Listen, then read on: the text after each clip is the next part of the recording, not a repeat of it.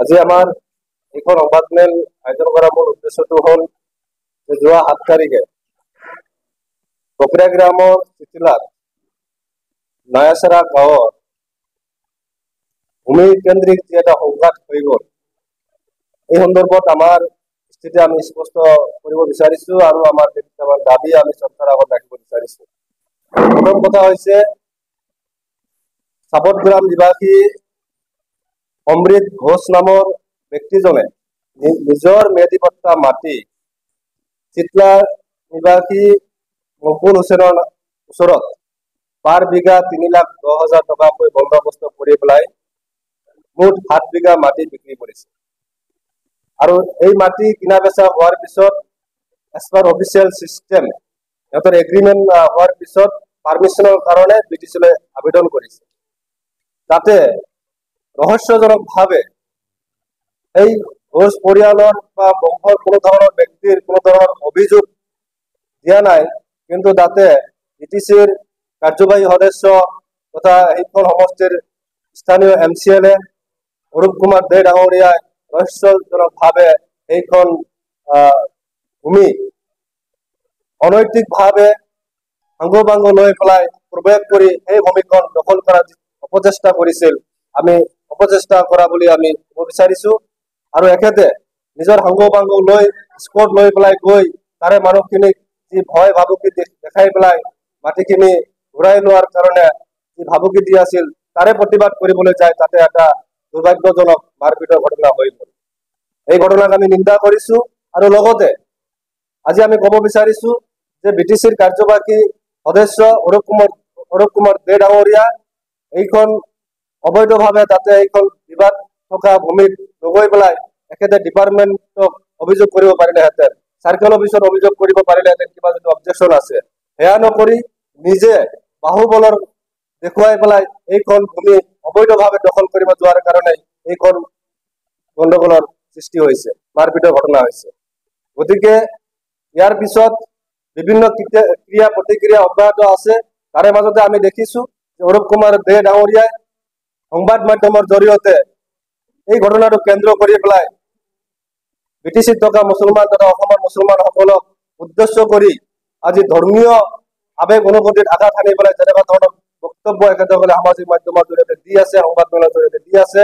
এই ঘটনাকাণ্ডত অৰূপ কুমাৰ দেৰ যি উদ্ভণ্ডালি বিগত দিনত যি কাম কাজ ইয়াক বেয়া পাই পেলাই পকৰাগ্ৰাম সমষ্টিৰ অকল মুছলমান মানুহে নহয়, সেই সমষ্টিৰ হিন্দু মানুহে স্থানীয় পুৰণা বিজেপি কৰা মানুহসকলেও ইতিমধ্যে অৰূপ কুমাৰ দেক বৰ্জন কৰিছে। যাৰ কাৰণে এখেতে ষ্টেট লেভেলত মাননীয় মুখ্যমন্ত্ৰীৰ নাম যিহেতু এখেতসকলে সদায় লৈ থাকে যে মুখ্যমন্ত্ৰী খুব ঘনিষ্ঠ বুলি ইমেজটো পুনৰ ঘূৰাই অনাৰ কাৰণে এতিয়া এইটো চক্ৰান্ত কৰি হিন্দু মুছলমানৰ ৰাজনীতি কৰি যদি মুখ্যমন্ত্ৰীৰ কাষ থাকিব পাৰে, পুনৰবাৰ যাতে টিকেটটো ল'ব পাৰে, সেইটো পলিটিক্স কৰিছে। গতিকে আমি ধৰ্মীয় সংখ্যালঘু পৰিষদ চমুকৈ RMCয়ে স্পষ্ট ভাষাৰে অৰূপ কুমাৰ দে ডাঙৰীয়াক কৈছো যে এইখন BTCত আমি ইছলাম বা মুছলমানসকলে কেতিয়াও দপদপনি কৰা নাই। আমি ৰাজনৈতিক নেতাসকলক সন্মান আৰু শ্ৰদ্ধা কেনেকৈ কৰিব লাগে সেয়া আমি জানো যে এইখন BTC এনে সৃষ্টি হোৱা নাই। আজি হাজাৰ হাজাৰ বড় তেজাল যুৱকৰ তেজৰ বিনিময়ত, বড়োসকলৰ সংগ্ৰামৰ বিনিময়ত, প্ৰতিটো জাতি জনগোষ্ঠীসকলৰ ত্যাগৰ বিনিময়ত এইখন BTC সৃষ্টি হৈছে। আমি সকলো সময়তে এই জনগোষ্ঠীৰ এই ত্যাগক সন্মান জনাই শ্ৰদ্ধা জনাই আমি প্ৰতিটো জাতি জনগোষ্ঠীৰ লগত সমন্বয় ভাতৃত্ববোধ বজাই ৰাখিবলৈ আমি চলি আছো। কিন্তু আমি লক্ষ্য কৰি আহিছো তথা BTCবাসী ৰাইজে লক্ষ্য কৰি আহিছে যে অৰূপ কুমাৰ দে ডাঙৰীয়াই হোৱাৰে পৰাই বিভিন্ন ধৰণৰ উদ্ভণ্ডালি কৰি নিজৰ ডিপাৰ্টমেণ্টটোক ভেকু ভাওনা কৰি পেলাই যি কমিশ্যন ৰাজ হেল্থ ডিপাৰ্টমেণ্টত কৰিছে সেই কমিশ্যন টকাবোৰ লৈ পেলাই এখেতে যেনেকুৱা ধৰণৰ মানে অপব্যৱহাৰ মানুহৰ লগত যেনেকে দাদাগিৰি গুণ্ডাগিৰি যেনেকুৱা আৰম্ভ কৰিছে সেইটো কেতিয়াও সহ্য কৰা নহব। আগন্তুক পৰিষদীয় নিৰ্বাচনত এখেতক সম্পূৰ্ণভাৱে পকৰাগ্ৰাম সমষ্টিৰ পৰা সংখ্যাগুৰু ৰাজবংশী বেংগলী মুছলমান প্ৰতিটো জাতি জনগোষ্ঠীৰ মানুহে মিলি পেলাই বিদায় দিব, তাৰেও মান পাই পেলাই আবুল তাবুল বকিবলৈ ধৰিছে। গতিকে আৰু এটা কথা আমি কৈছো যে অৰূপ কুমাৰ ডাঙৰীয়াই আজি ডাইৰেক্ট থ্ৰেটেনিং কৰিছে যে আমি চাই ল'ম বুলি। কি চাই ল'ব বিচাৰিছে সেই কথাটো স্পষ্টকৰণ কৰক।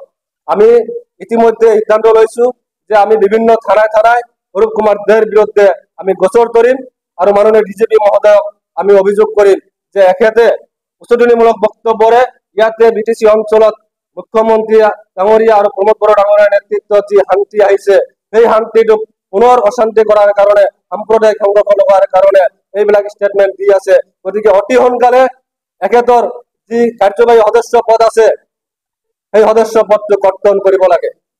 এয়া আমাৰ মাননীয় প্ৰমোদ বড়োদেৱ আৰু মাননীয় মুখ্যমন্ত্ৰী দেৱৰ ওচৰত আমাৰ দাবী। কাৰণ যোৱা লোকসভা নিৰ্বাচনত আমি এনডিএ প্ৰাৰ্থীক সমৰ্থন জনাইছিলো। আমাৰ কথা মতে সংখ্যালঘু মানুহে 30% অধিক মানুহ ভোট দিছে। যিখিনি ভোট কৰিছো অতি সোনকালে এওঁক ইএম পদৰ পৰা বহিষ্কাৰ কৰি এক্সপেল কৰি আপোনালোকে যে বিটিচি অঞ্চলত স্থায়ী শান্তি থকা বৰ্তাই থকাটো বিচাৰে ইয়াৰে প্ৰমাণ আপোনালোকে দেখুৱাই দিয়ক।